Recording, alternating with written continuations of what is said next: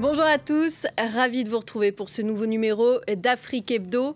Où en est le projet de grande muraille verte au Sahel? Lancé en 2007, cette initiative de restauration écologique peine à se concrétiser.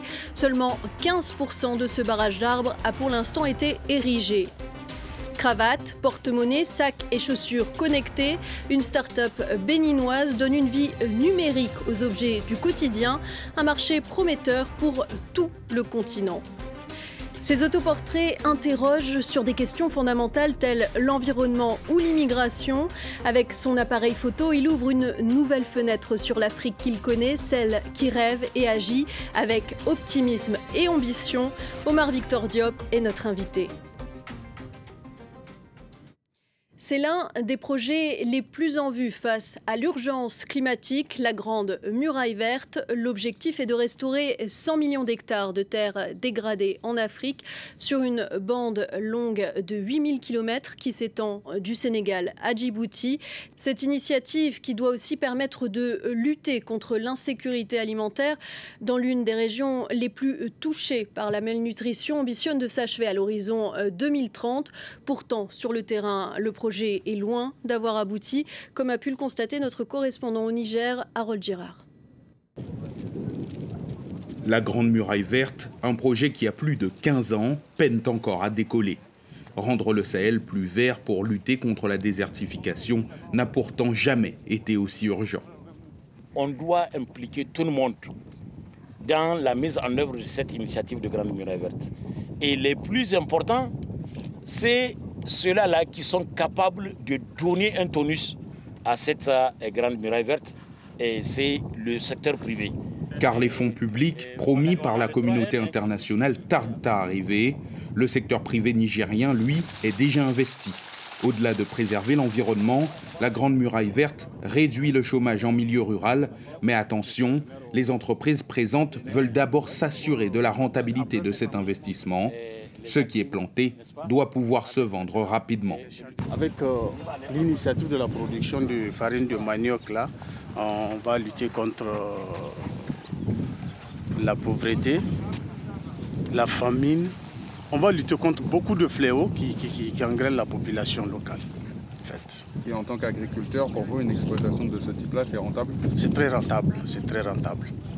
Les habitants de ces régions espèrent alors ne pas assister à une vague de désistement des entreprises privées si une partie des exploitations peinent à devenir rentables. Les bailleurs de fonds publics, qui ont promis plus de 17 milliards de dollars aux pays sahéliens depuis 2021 pour mettre en œuvre la Grande Muraille Verte, sont régulièrement pointés du doigt. Les conditions de décaissement de ces fonds seraient trop strictes.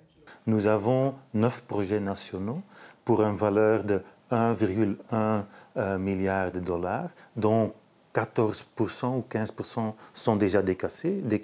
Selon l'Agence française de développement, à travers le Sahel, 20 millions d'hectares de terre ont été restaurés depuis le début de l'initiative, pour un budget de 3 milliards de dollars. Une avancée encore beaucoup trop lente pour atteindre l'objectif, 100 millions d'hectares restaurés en 2030. 500 milliards de dollars à l'horizon 2025, c'est ce que devrait rapporter le secteur des objets connectés en Afrique, d'après Cisco Systems, le spécialiste américain des réseaux et serveurs connectés. Au Bénin, une start-up s'est lancée dans ce secteur. Elle crée des objets pilotables à distance. Reportage d'Emmanuel Sodji et Raphaël Ntalé.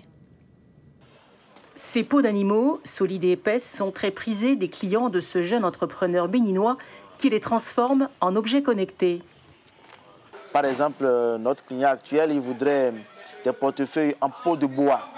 Cette commande vient du Nigeria. On a une autre commande pour Dubaï, portefeuille en peau d'hyène. Avec sa start-up Yotasso, créée en 2022, l'ancien financier Delano Kiki innove dans l'univers des objets connectés. C'est en effet la première fois que la technologie utilisée par les banques, avec les cartes de paiement sans contact, est employée sur des objets du quotidien pour le transfert des données. La cravate peut être à Los Angeles, Je reste à Abidjan et puis je change l'information qu'il y a dans cette cravate sans forcément interagir directement et physiquement avec la cravate. C'est un peu ça l'innovation et le côté révolutionnaire de ce que nous sommes en train de faire. Comme pour les cartes de paiement sans contact, les objets connectés ne nécessitent ni connexion Internet, ni branchement électrique pour interagir. Une fois qu'un contenu texte, audio ou vidéo est généré, il est accessible partout dans le monde.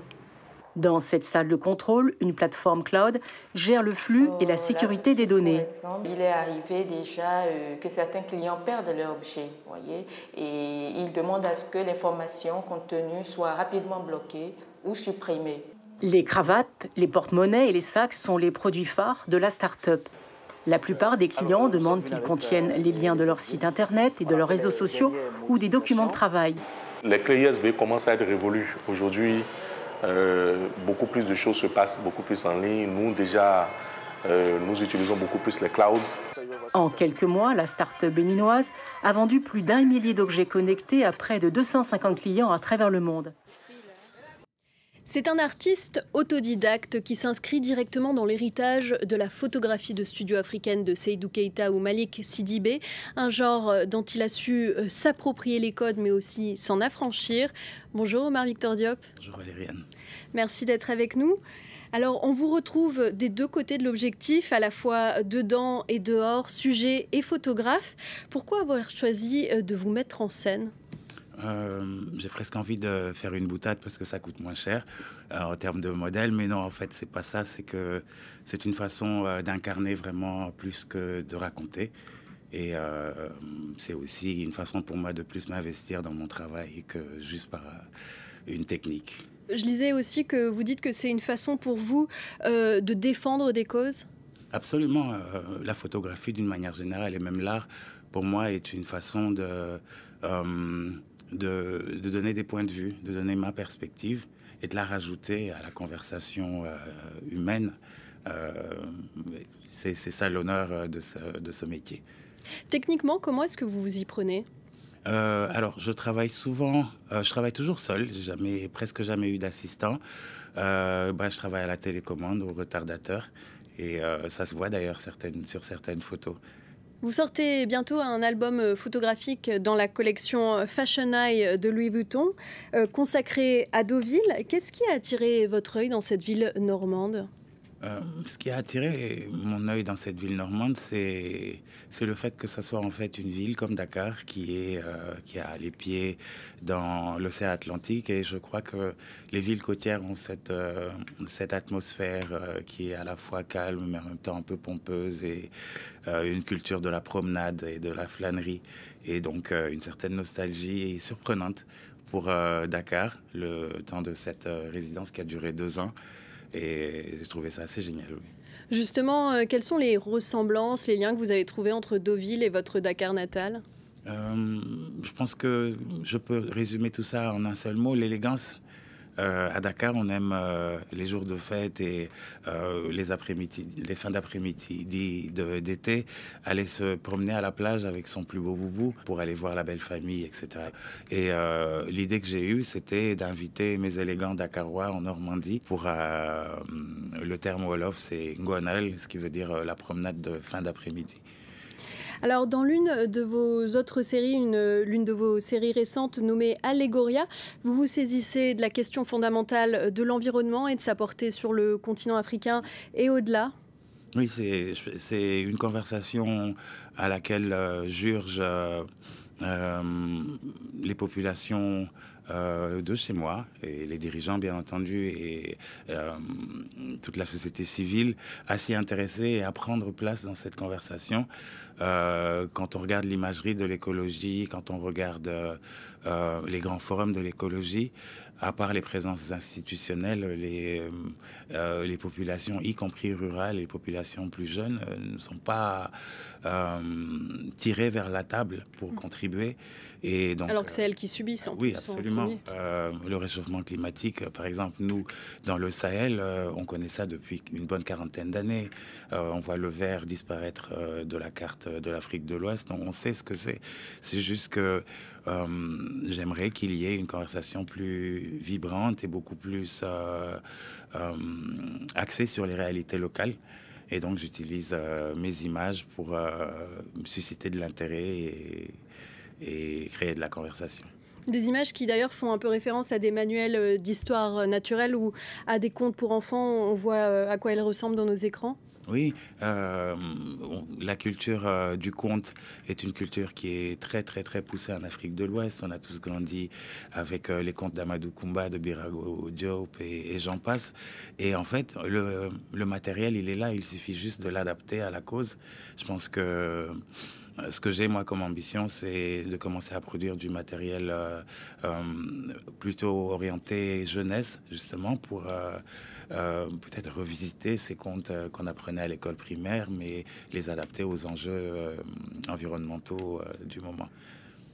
Vous aimez aussi mettre en lumière le continent africain et sa diaspora en proposant une relecture de l'histoire de la protestation noire, notamment, comme vous l'avez fait avec votre série Liberty. Oui, vous savez, ça fait 10 ans maintenant que je fais de l'autoportrait et c'est, pour moi, ça a été aussi un moyen pour moi d'assumer beaucoup d'identité et de me revendiquer de moments et de mouvements qui sont que je n'ai parfois même pas vécu quand j'essaie de me représenter en Martin Luther King dans la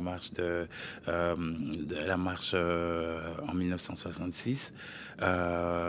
C'est une façon de joindre ce mouvement-là, mais c'est aussi une façon de ramener ce mouvement à ma réalité de Dakarois qui voyage dans le monde et qui, jusqu'à présent, cherche sa place. Pour finir avec Diaspora, vous incarnez 18 figures de la diaspora africaine au destin hors du commun, mais aussi oubliées par l'histoire occidentale. Oui, c'est pareil, c'est toujours ce pèlerinage dans l'histoire parce que l'histoire recèle de réponses pour le futur. Et aussi, c'est une façon d'unir les peuples parce que, à vrai dire, ce qui se passe, c'est que l'histoire est segmentée. Chacun s'arrache un bout de l'histoire et refuse de connaître l'histoire de l'autre. Des projets comme ça ont pour ambition de raconter l'histoire d'une manière qui permet à beaucoup de personnes de s'identifier au-delà de l'origine ou du lieu d'existence. Merci Omar Victor Diop. Merci à vous. Et vos photos sont à retrouver dans ce magnifique livre aux éditions 5 continents, où on retrouve notamment toutes ces séries dont on vient de parler. Merci d'avoir été avec nous. C'est un plaisir, toujours. Et merci à vous de nous avoir suivis. À très vite sur France 24.